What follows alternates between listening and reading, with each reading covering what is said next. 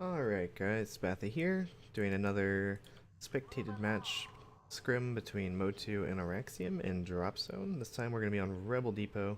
I don't know if I'll combine these games or if I'll just upload them separately, we'll see.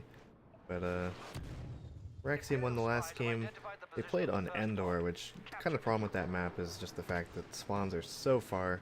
Teams really kind of only get one chance, one good chance at a pod. And depending on how that chance goes, you know, they might not even get a second chance. So, as it stands, looks like Auraxium have control of this pod. Two of the MOTU members aren't even spawned in. Not really sure what's going on there. Baby Weapon and Jerry are kind of swimming upstream on those fights there. So let's see what's going on here. It looks like Dace finally spawned in. Just waiting on Khaleesi to spawn in, and hopefully we'll have the whole team. As I said last game, the first pod caps take a lot longer to get that first point. So they're going to have a little additional time to get their whole team in here and test this first pod, but they don't have much time left. They pretty much, it looks like they're just going to kind of give this one up, unfortunately. So last match, pretty much everybody was running jetpack, and I want to see if that kind of changed this time. So let's take a look. Dank's got Cycler Flash. He's got Bodyguard. Butane Flash. Explosive Shot. Interesting. Cycler Jetpack again. And Cycler Jetpack again. They're really favoring these Cyclers. I mean, the Cycler is a good weapon. With the Bodyguard meta, it's not quite as strong, unfortunately, because most of the time it's not going to be a one-hit kill. Let's see. Unfortunately, there's a lot of fighting going on here at this pod at the moment. Hard to see what people are using. Looks like Pulse and Ion coming from Baby Weapon. That's a Thermal and Flash. And finally, looks like a Flash and Thermal as well. So, looks like MOTU are very kind of grenade heavy at the moment, and Auraxium are very Cycler heavy. Both have a slight issue against Bodyguard, unfortunately, in this meta, just due to the nature of taking reduced damage.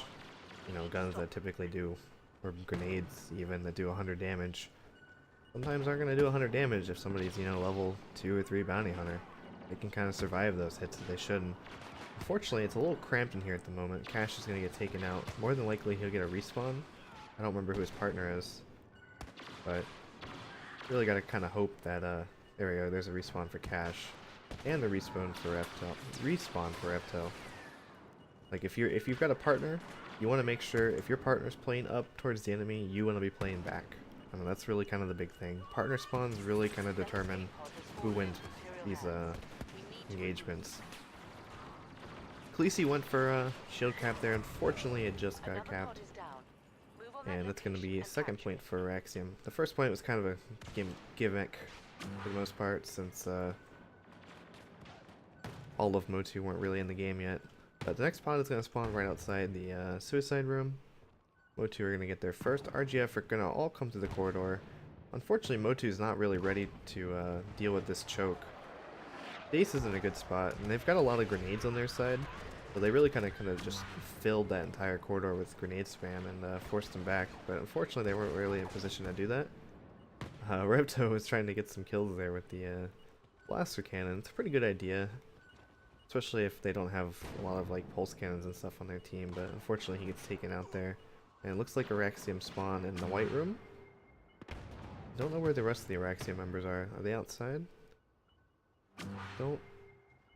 Oh, they're spawning in the white room also. Yeah, MOTU really kind of have them trapped in here. Although it looks like Dank actually is going to make it successfully through their hold there and get a pod cap. I mean, we had Dace and Baby Weapon out there, and I'm not sure either of them really have any way to deal with shields. I mean, Baby's got an ion grenade. Dace doesn't actually have anything that will deal with a shield user, and everybody in this game, I'm pretty sure, is running shield. I don't think anybody's running anything like Scan Pulse, other than I think Butane has Explosive Shot. Although I'm not really sure how much Explosive Shot's useful these days. I don't know. I haven't honestly tried it too much, but yeah, Dank just can basically just walk in there with a shield, and if he could just avoid them, it's basically a free cap. The Auraxium have the opposite problem. They can't hold, they can't deal with corner campers as much, so if they're on the offense, Cycler is not quite as useful. like MOTU can kind of hide behind corners or behind like cover or whatever, and Oraxium have no way to deal with them. They have to expose themselves and get killed by like E3s or whatever. So there's definitely different styles here from both teams. One side can deal with corner campers, but they can't really deal with the shield users as much, and the other team has the opposite problem. It's kind of cool seeing the two different styles. I think it's good to have a little mixture of both though. Especially when, like, if you're one of your partners is going to play up, you probably should play different cards than your other partner who's playing more back. So if you're going to have somebody that plays close to pod pretty much the entire game, you know, he should have like a cycler or a scattergun or whatever, depending on what's allowed in that tournament. But it looks like Oraxium are actually going to get this third pod here. As kills go, it's pretty even. Dace is leading for his team, Dank is leading for his team. Dace is asking if Dank's level 3. He probably is at this point. No, maybe not. Because level 3 is really kind of big. It's really kind of difficult to kill a level 3 bodyguard player, which is kind of one of my concerns with it at the moment in current tournament play. Like, I think damage modifier cards kind of just make the game even more snowbally than it is.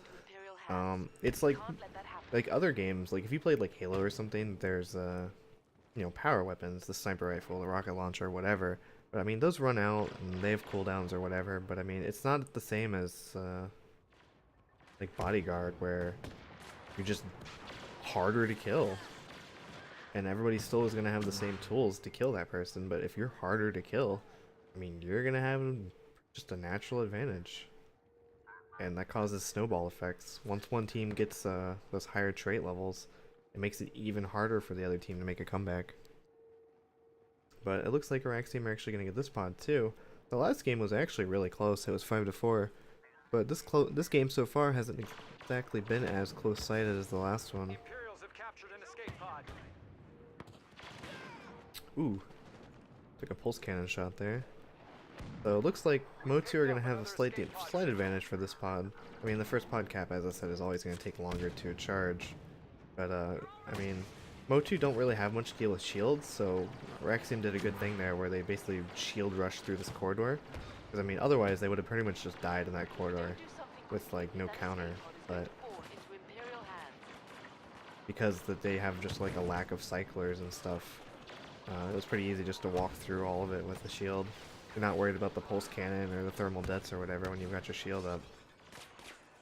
But currently MOTU are still doing a good job holding this pod. They have to hold it for quite a while since Oraxium haven't gotten a pod cap on it yet. They're still stuck in an outside corridor. It looks like Dank is actually out in the open, doing a little bit of shield shenanigans there, trying to take out Dace. It was a really close battle. But I don't know, I think MOTU are actually going to get this one. Looks like Butane drops an orbital trying to take out some of the MOTU members. Might have been better if it was like actually on the pod. He put a little bit on the side and only really took out that one member. But I think you're actually protected if you're under here, where the turrets are. I'm not sure the orbital would hit you under there. So, it probably wouldn't have helped too much anyway. But both teams don't really have a good advantage in claiming this pod first. Dink tries to get in there. He's completely surrounded by all 4 MOTU members. And looks like Baby Weapon's going to get there first. Repto and Butane are both there. Looked like Baby kind of did like a rolling pulse cannon shot there. It was pretty nice. Those are actually pretty hard to do these days. But Oraxium's going to get taken out here, and now pretty much all of MOTU are in this room. Mostly all have grenades, which are going to make it harder for RGF to push up. Although I think snipers are a little bit better at stopping these kind of pushes. A little mixture of both is always good. You can soften them up before they charge in. So here's the shield charge. He does get ioned by a Baby Weapon. And I don't know, it's close. Is any of them going to see Cash going for it? Cash actually looked like he was going for one of the players instead of the pod.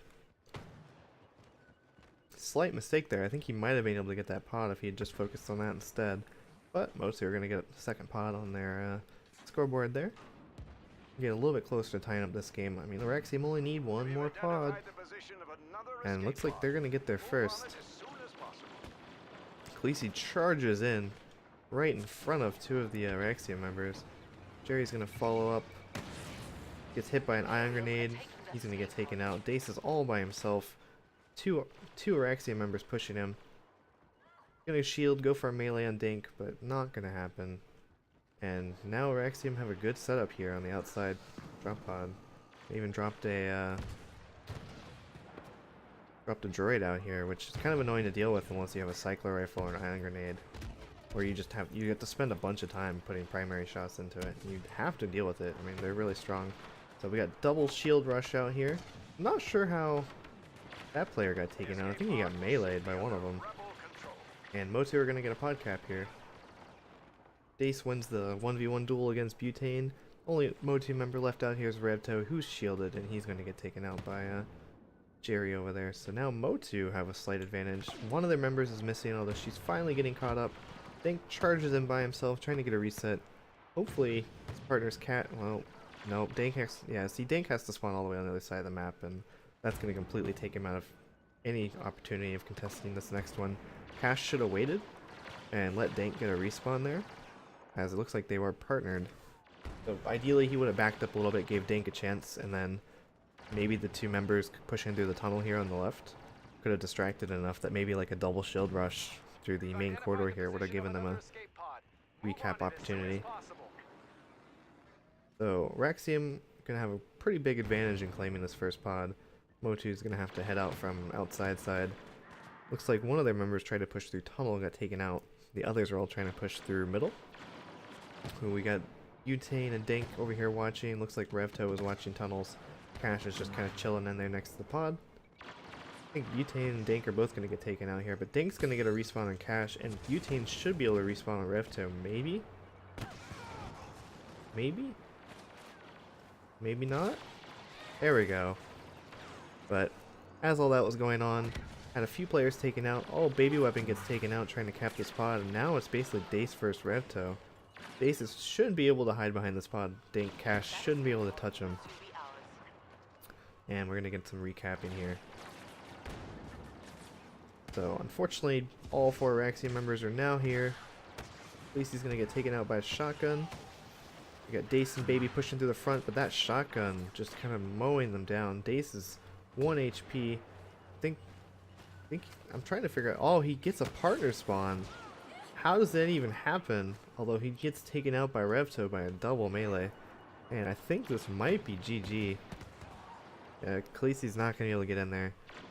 A little unfortunate that they were kind of delayed getting their whole team into the game for the first podcast, but good game nonetheless.